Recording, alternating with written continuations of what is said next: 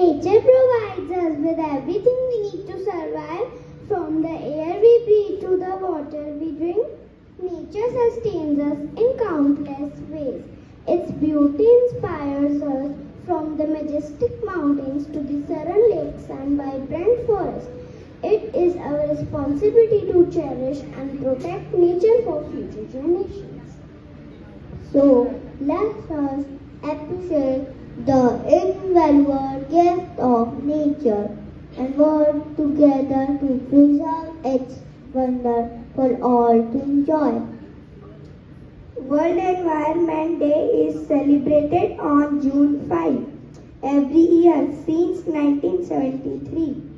Our planet Mother Earth is an amazing place to live, but it needs our help to grow.